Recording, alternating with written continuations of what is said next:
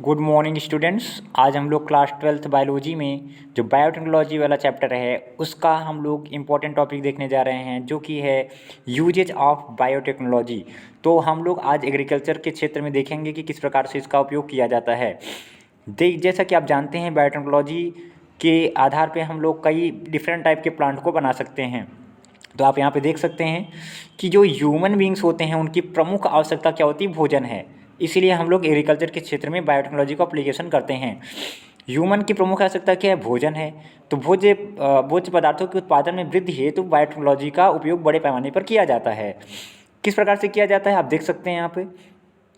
सबसे पहले अगर हम देखें तो कैसे किस प्रकार से हम लोग उत्पादन में वृद्धि कर सकते हैं।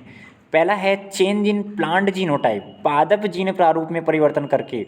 अर्थात जो प्लांट है उसके हम लोग जीनोटाइप में परिवर्तन करके एक नया करैक्टर डेवलप कर दें, इसी को हम लोग बोलेंगे चेंज इन प्लांट जीनोटाइप, पादप जीन प्रारूप में परिवर्तन। तो आप यहाँ पे देख पा रहे होंगे कि रिकॉम्बिनेंट डीएनए को, रिकॉम्बिनेंट डीएनए मैंने आपको बताया कि इस प्रकार से होता है। रिकॉम्बिनेंट डीएनए, फॉरेन डीएनए को आप किसी भी वेक्टर से जोड़ देंगे तो वो रिकॉम्बिनेंट डीएनए बन जाता है। इस डीएनए को इस जीन प्रारूप में प्रविष्ट करा करके कई लाभदायक जातियों में वृद्धि हार्मोन जैसे ऑक्सिन, साइटोकाइनिन के संश्लेषण की दर बढ़ाई गई है। ये वृद्धि हार्मोन होते हैं पौधों के, जिसका नाम है ऑक्सिन और साइटोकाइनिन। अगर हम लोग जीन मैनिपुलेटिंग करके उस प्लांट के जीनोटाइप में बदलाव कर दें जिससे कि उसमें ग्रोथ हार्मोन ज़्यादा बनने लगे तो उस प्लांट का विकास भी ज़्यादा होगा और उत्पादन क्षमता भी बढ़ेगी। तो इस प्रकार गेहूँ, टमाटर, तंबाकू, प्याज, जौ, मटर, मक्का आदि की उन्नत किस्मों का विकास किया गया है। किस प्रकार से, जीनोटाइप में बदलाव करके।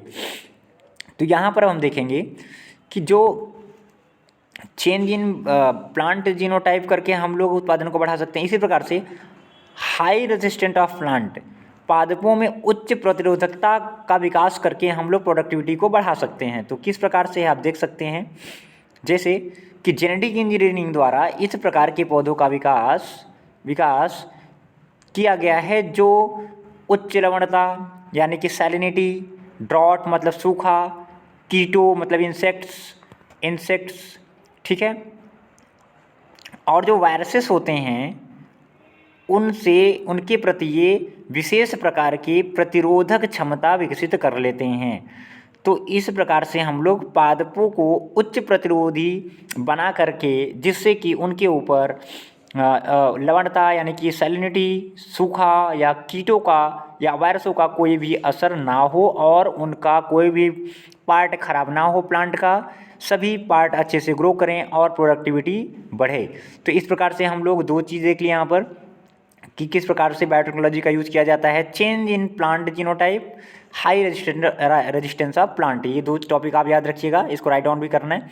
नेक्स्ट अगर हम देखें तो किस प्रकार से इसका यूज़ किया जा रहा है, नाइट्रोजन फिक्सेशन। आप जानते हैं कि जो लेग्यूमिनेसी फैमिली के प्लांट होते हैं उनके अंदर कुछ बैक्टीरिया पाए जाते हैं जो कि एटमॉस्फेरिक नाइट्रोजन को नाइट्रेट में परिवर्तित करते हैं, जिसका उपयोग प्लांट करते हैं। तो यहाँ पर हम क्या कर सकते हैं कि जो नॉन लेग्यूमिनस प्लांट हैं उसमें भी हम लोग नाइट्रोजन फिक्सेशन वाला जीन अगर एंट्री करा दें तो उसमें भी ये प्रॉपर्टी आ जाएगी कि वो नाइट्रोजन फिक्सेशन कर सकते हैं, जिससे कि पौधों को नाइट्रोजन की आवश्यकता कम पड़ेगी और हमें नाइट्रोजन युक्त फर्टिलाइजर देने की आवश्यकता कम होगी। तो रिकॉम्बिनेंट डीएनए टेक्नोलॉजी के द्वारा नाइट्रोजन फिक्सेशन करके जो भी नाइट्रोजन फिक्सेशन करने वाले बैक्टीरिया हैं उनका कल्चर करके इन्हें नॉन लेग्यूमिनस प्लांट में प्रविष्ट कराया गया है। यानी कि नाइट्रोजन फिक्सेशन करने वाले जो बैक्टीरिया हैं उनको कल्चर किया गया। कल्चर करने के बाद जो कि नॉन लेग्यूमिनस मतलब कि जो दलहनी पौधे नहीं हैं उनके अंदर प्रविष्ट कराया गया है, जिससे कि दलहनी पौधों की तरह उनमें भी नाइट्रोजन फिक्सेशन करने की क्षमता आ जाए और फर्टिलाइजर की आवश्यकता कम से कम हो जाए। इसी प्रकार से अगर आप देख सकते हैं किस प्रकार से इसका बायोटेक का यूज़ किया जा रहा है। 4th नंबर पे ट्रांसजेनिक प्लांट, कई व्यापारिक महत्व वाले पौधे जैसे मक्का, तंबाकू, आलू, टमाटर, सोया इत्यादि की ट्रांसजेनिक किस्में तैयार की गई हैं। ट्रांसजेनिक क्या होता है कि अगर हम लोग कोई प्लांट है उसमें कोई एक्स्ट्रा डीएनए डाल दें, एक्स्ट्रा डीएनए डालने से जो नया करैक्टर डेवलप हो जाएगा, जो नया प्लांट बनेगा उसे हम लोग ट्रांसजेनिक प्लांट कहेंगे।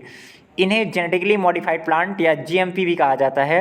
जेनेटिकली मॉडिफाइड यानी कि उनके जीन में मॉडिफिकेशन करके इस प्रकार के प्लांट को तैयार किया जाता है, जिसे हम लोग ट्रांसजेनिक प्लांट कहते हैं। ट्रांसजेनिक का मतलब यही है कि आप कोई भी फॉरेन डीएनए ला करके किसी प्लांट में डाल देंगे तो जो नया प्लांट बनेगा उसी को ट्रांसजेनिक प्लांट कहेंगे। जो ट्रांसजेनिक टमाटर होता है वो जल्दी ख़राब नहीं होता है, इसकी सुगंध भी बनी रहती है और पेड़ में ही पकते हैं। नॉर्मल टमाटर जो होते हैं उनको आप तोड़ करके बाहर एथाइलिन की सहायता से पकाते हैं और वो जल्दी ख़राब हो जाते हैं, लेकिन ट्रांसजेनिक प्लांट से उत्पन्न जो टमाटर होते हैं वो जल्दी ख़राब नहीं होते हैं, उनको सुगंध भी बनी रहती है और पेड़ों में ही पकते हैं। तो इस प्रकार से हमने देखा कि एग्रीकल्चर के क्षेत्र में बायोटेक का उपयोग किस प्रकार से किया जा सकता है।